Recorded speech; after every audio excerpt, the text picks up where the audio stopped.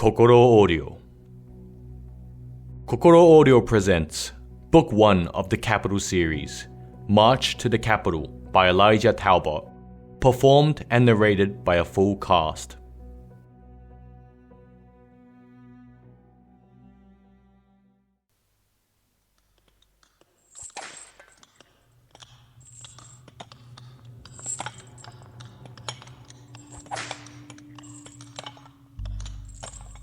In these dark halls, these are the sounds that echo throughout the mine. The cracking of earth and the scraping of metal.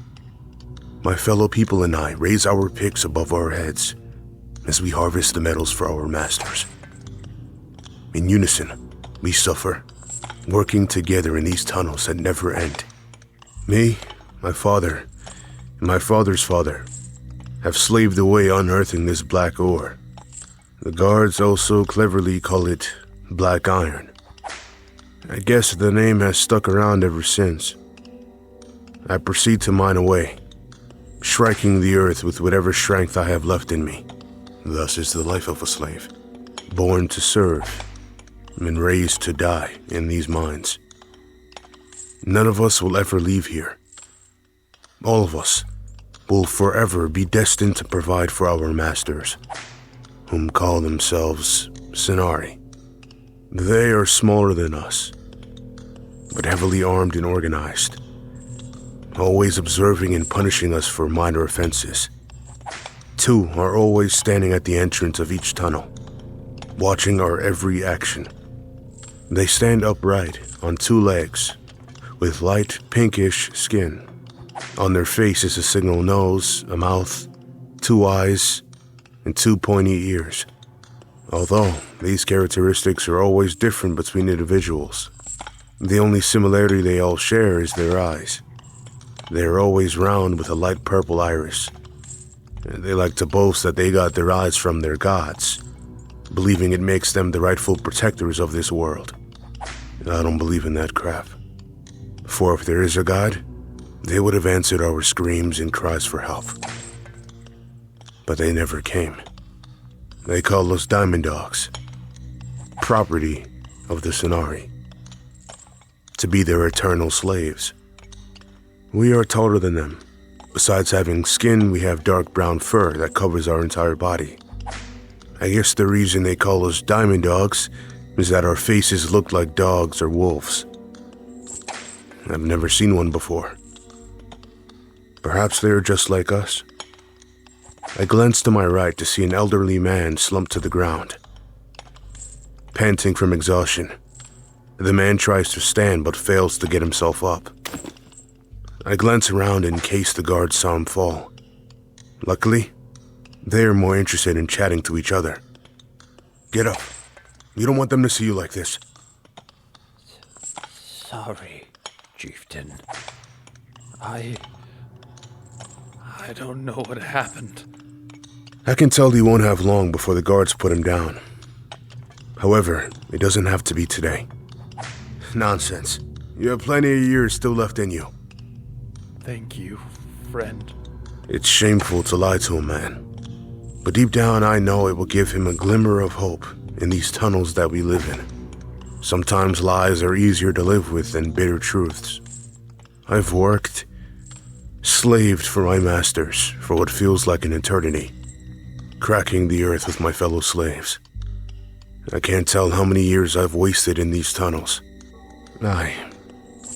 No. It's best to not figure out how long I've been alive as their slave. As a chieftain, I could skip this kind of labor to lounge around while I force civil order upon my people. I did that at first, but no good comes from someone sitting down and playing guard. That will only paint a large target on my back for the next ambitious bastard to kill me. So, I slave with them, my people. They grew to respect me as I do them. I do everything I can to make sure they don't do something stupid or get themselves killed. It's my responsibility as their leader to make sure they do their job and to keep them going for as long as they can. Food court? Get moving or you're not getting fed. We shift and shovel and line like it is routine. placing our equipment down as we line up to be escorted to get our daily meal from the food court. We navigate our way through the labyrinthine tunnels of the mine, trudging along with one guard at the back of the line and one at the front as they lead us to the food court. We almost got lost a few times, but we don't dare correct the guards, for that is a death sentence. So we kept silent as we followed them. The food court itself is a large cubic room, made specifically to fit the mine's dog population. Hundreds, if not thousands of tables and chairs are placed evenly in the room. The room is poorly lit by lanterns, some damaged beyond use or never lit up. Eating here has always been a hassle, as we are all cramped together in what seems to be a colossal room. But to us, it's a tight space. Even when the room is brightly lit, light never touches the center. For most of my life, the center of the food court has always been in total darkness. Maybe light has never set on that spot at all.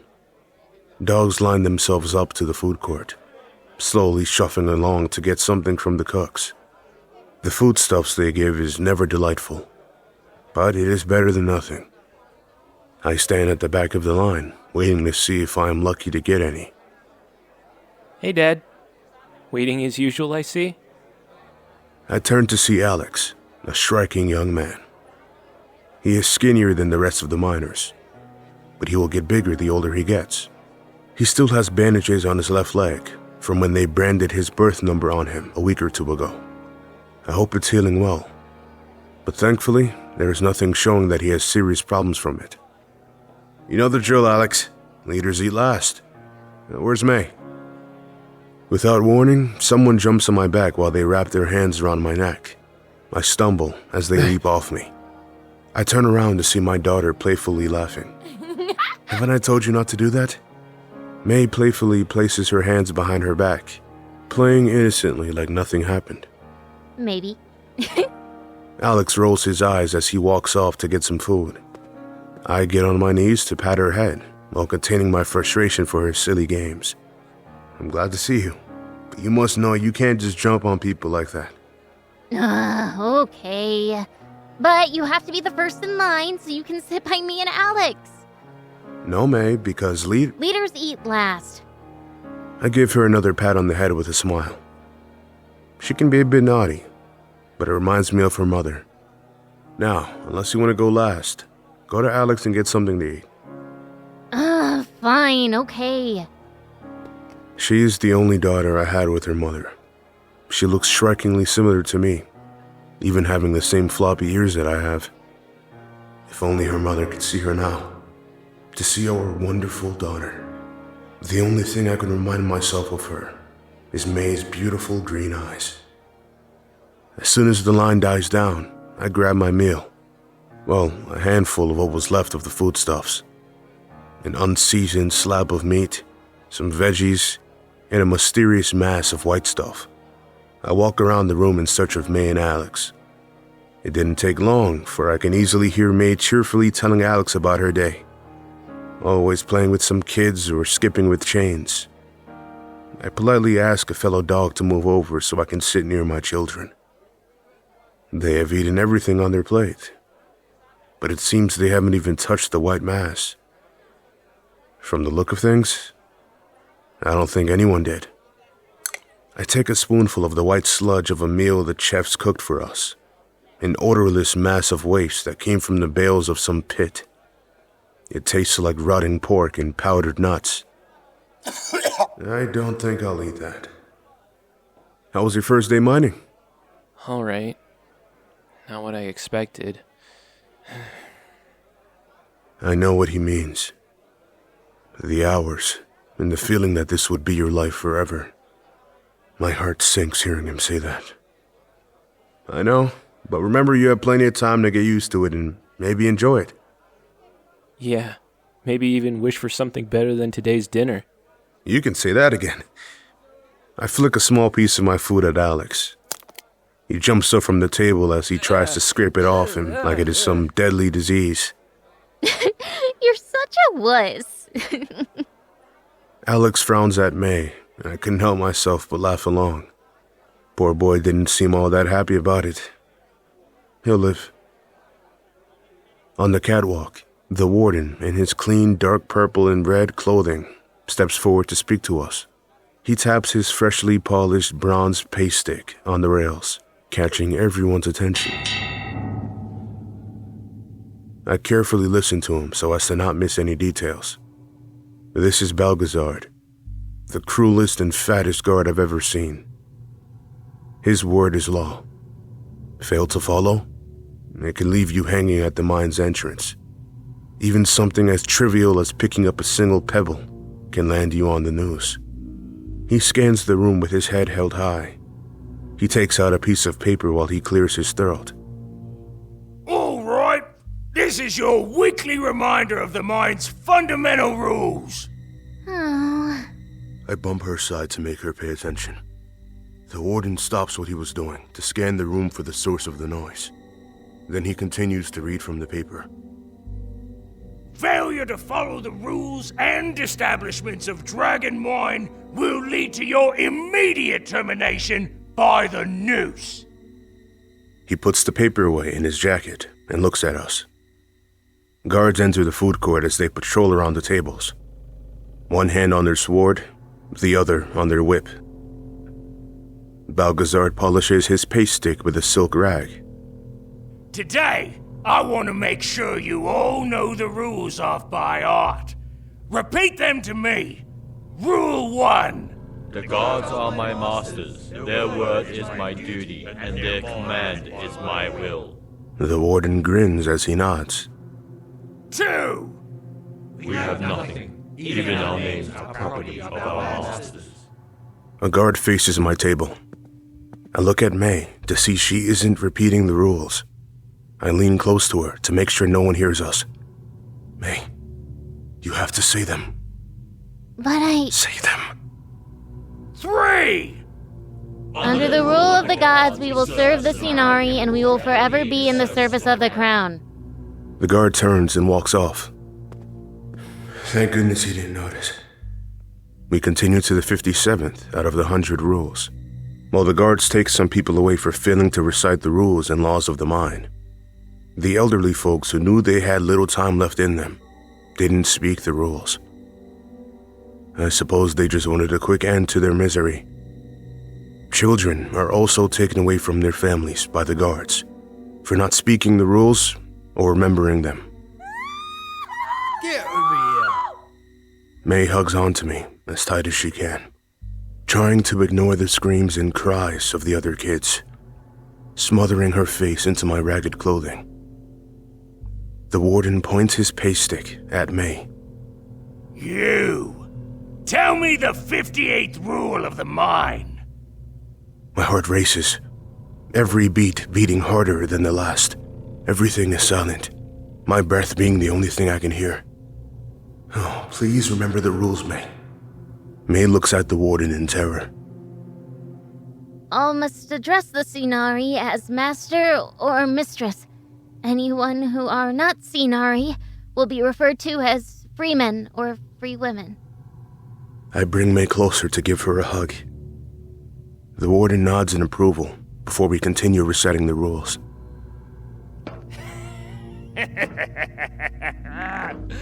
You know, slavery is the luxury of mercy.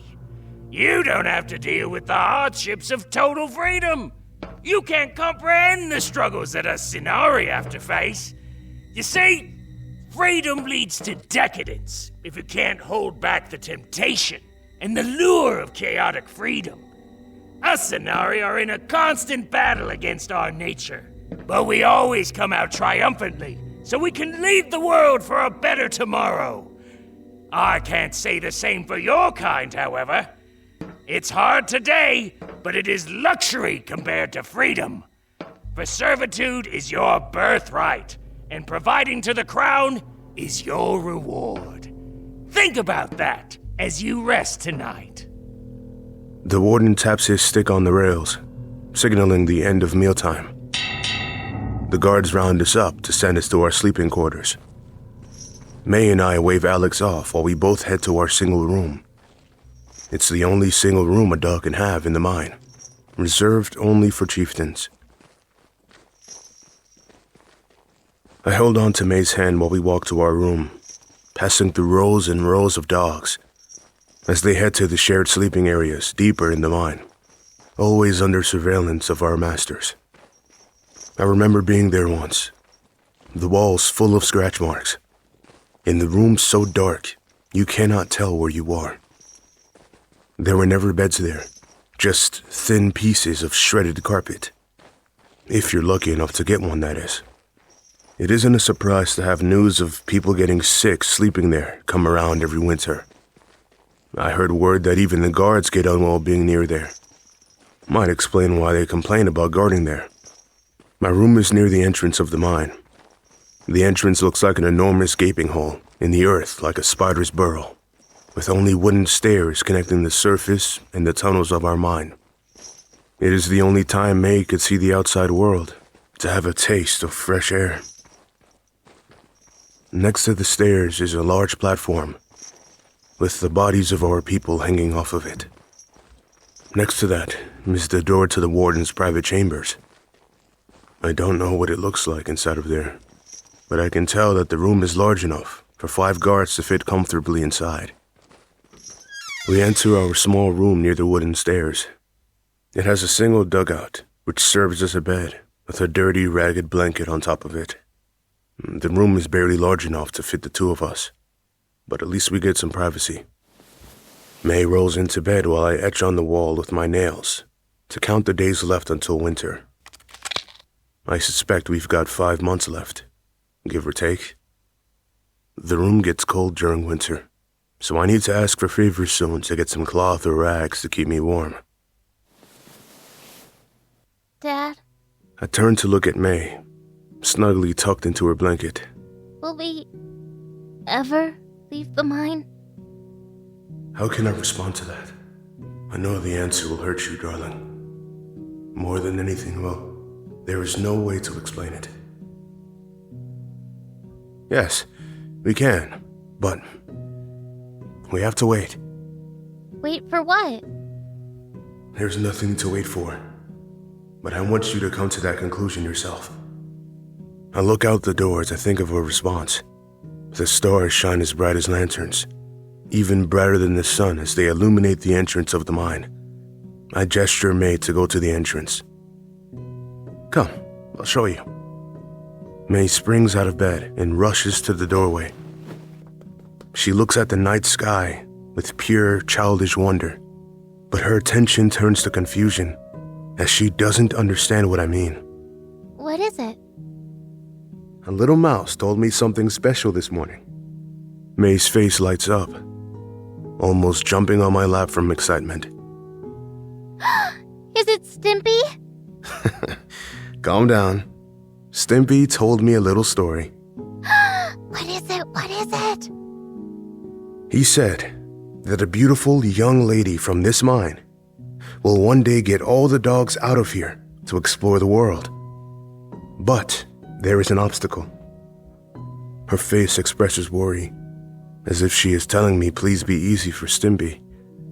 There is a Cinari, and its name is Villia, an evil man with a magic ring that can make him perform dark magic.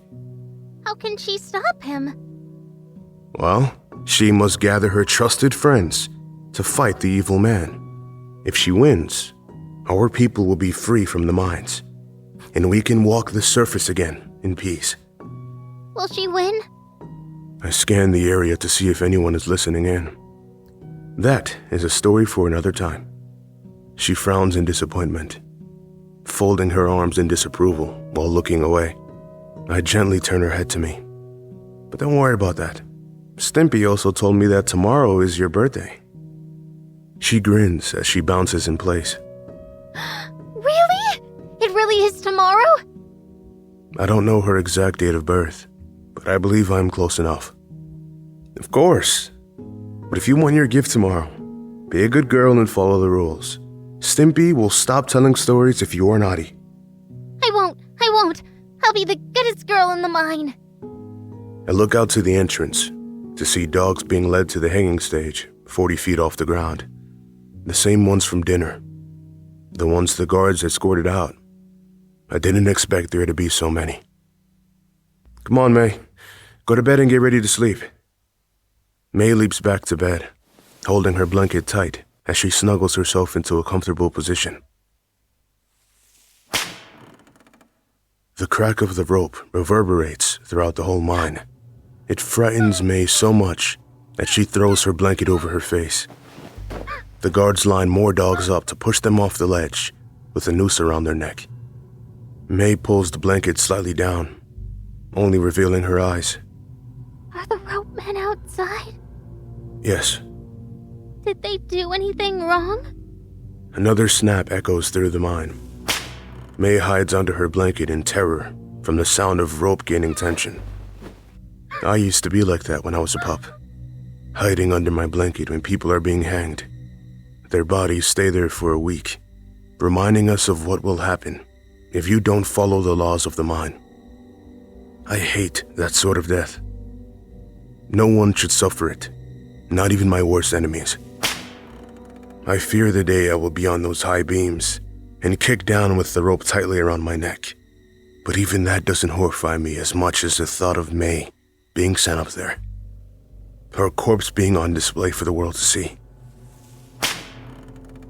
After they finish with the adults, they escort the kids to their nooses. Even from so far away, I can see their tears, their fears. Their pleading has only one response, and that is the rope. One by one, the guards throw them down. None of them scream as they fall. Maybe they know it's all over. Perhaps they physically just couldn't scream. It doesn't matter, for the life in the mine always starts and ends the same way. You are born to serve your masters, and you die providing for them. I turned to May. No, May. They didn't. I lie down on the floor to sleep. The icy breeze brushing my body, keeping me awake all night. I shiver, curling myself into the fetal position to sustain some warmth. Perhaps winter has come early. May, on the other hand, sleeps blissfully with her blanket, unaware of the elements. It's good that she has some sort of comfort in here. Hopefully Alex is doing better than I am when it comes to sleep. I might not catch any sickness here, but at least he has a chance to stay warm.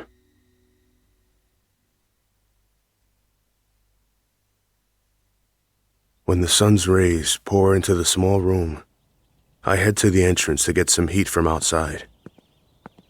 It feels good to be kissed by the sun.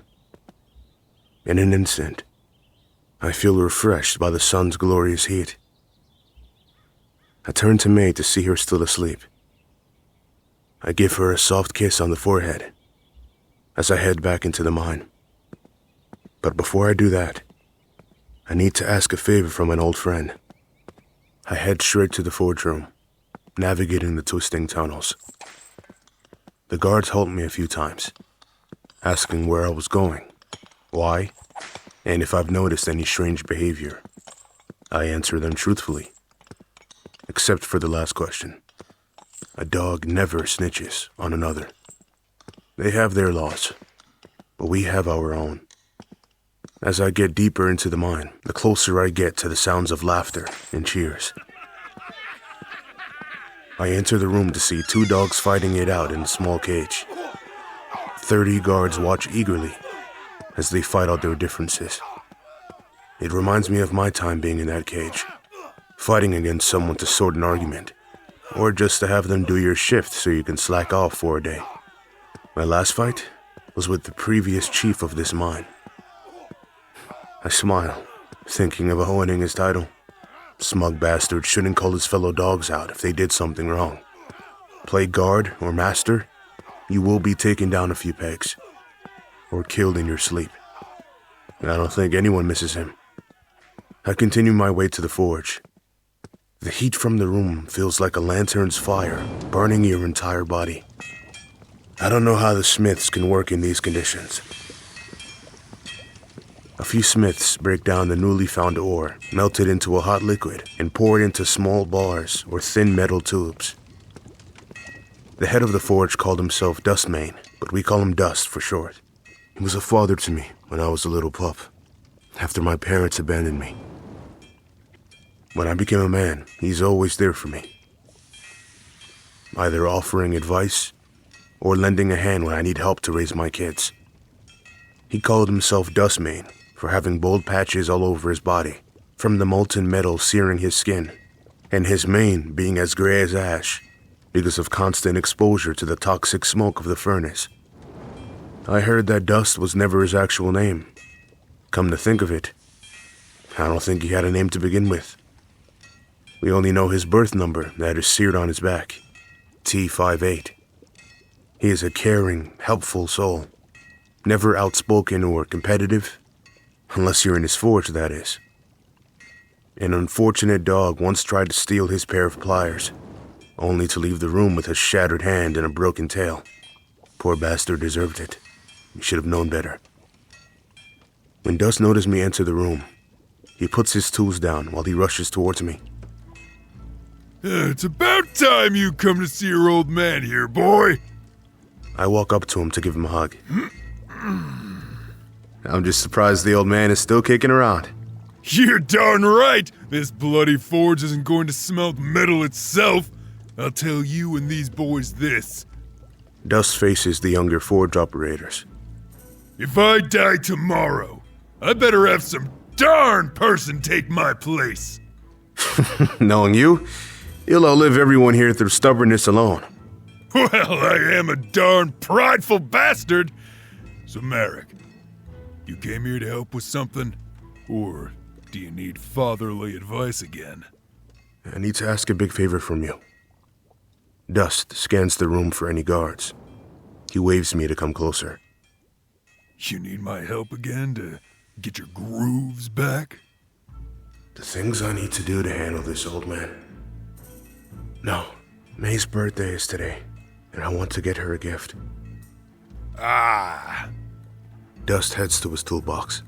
He cracks it open and rifles through the hidden compartment of metal trinkets he made over the years.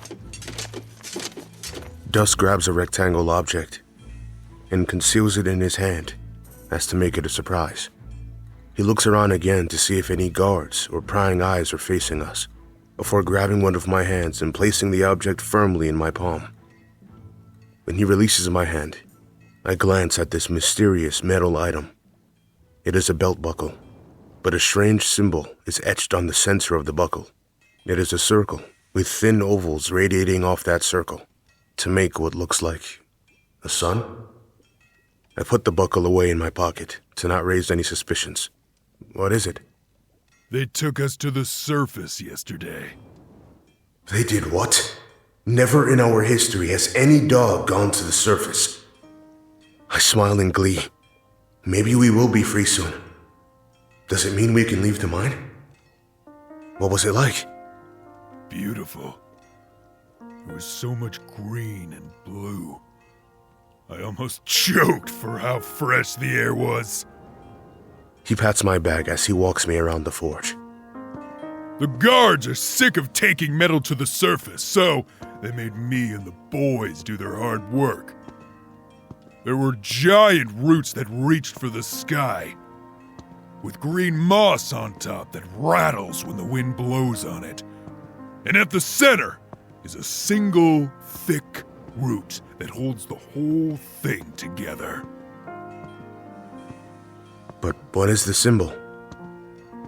The guards call it a flower. It was the most beautiful thing I've ever seen in my life. I thought my smithing was beautiful, but that was something different entirely. Dust picks up a leather strap hanging from a lantern and hands it to me. Make sure Stimpy says he got it from the surface. I give Dust a good long hug. This gift will make May's world even brighter. You're a good friend to me, Dust. Next time I meet you, I'll get you something. Don't be darn stupid, boy.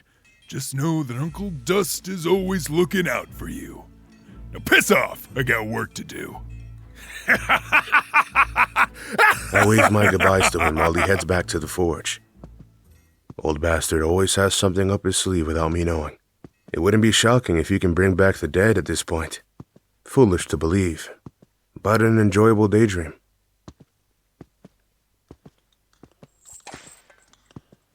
I head to one of the ore deposits deeper in the mine to help the dogs there. I heard they haven't met their quota for almost 3 months now. They haven't been able to find any ore or minerals, just rocks and some trash from a bygone era.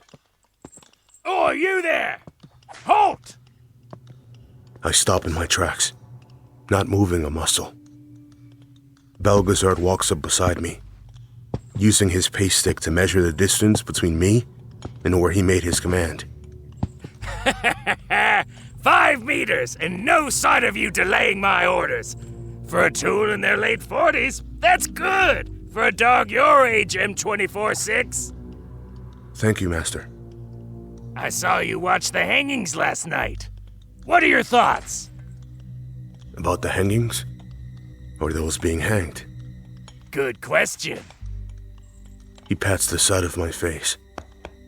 Let's start with the hangings themselves. What about them? Besides them being horrific. They were done to standard, Master. It would be a good reminder to all to know the rules of the mine and follow them as the gods intended them to be followed. The warden smiles at my reply. As if he is entertained, he walks back and forth in front of me. Good answer, M24-6. To be honest, I thought they were an improvement from before. Can I ask a question, Master? Proceed. How are they improved? We tied the ropes with this new method. Instead of just snapping their necks and killing the criminal instantly, this new knot can break the neck, but kills them slowly. They choke out and die minutes after we throw them off. Horror sweeps through my body like a plague of rats.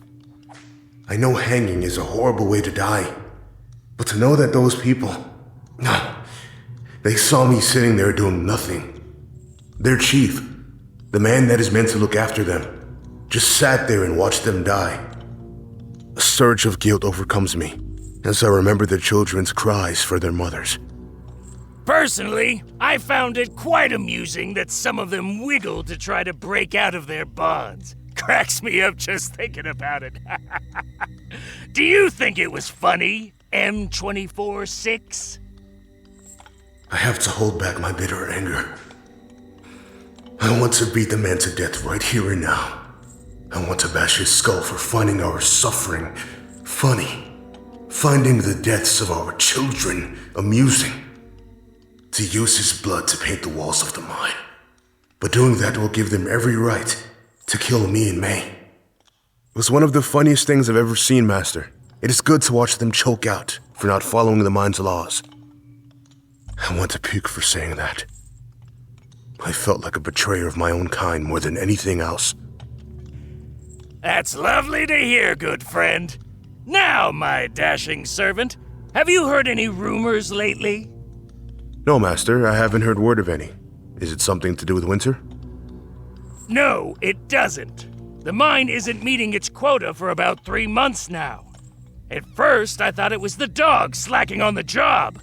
But I believe the reality is some are stealing black iron for themselves.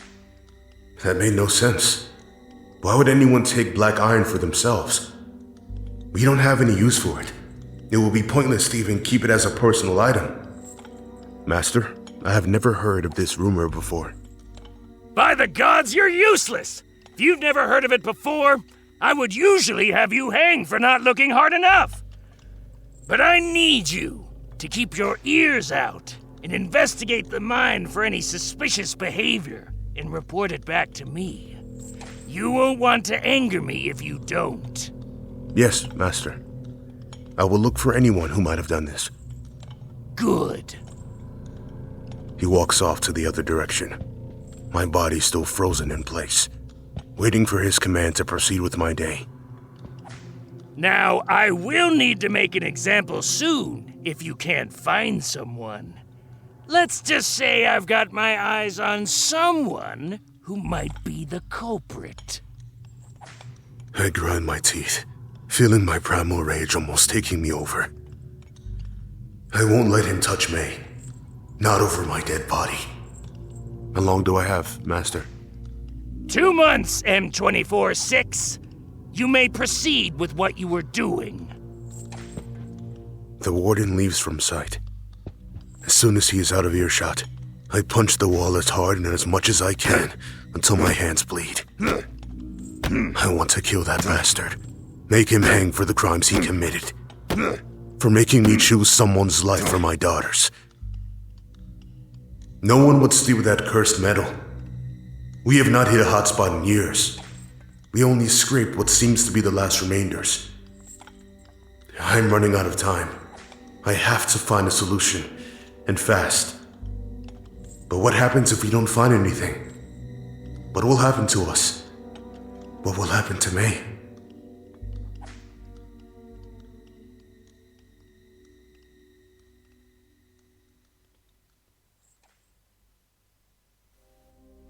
Thank you for listening to Chapter 1 of March to the Capital, Book 1 of the Capital series by Elijah Talbot. If you enjoyed this sample, you may find the rest of the book on the following platforms. Kokoro Audio will look to produce more titles in the future, so please keep your eyes peeled.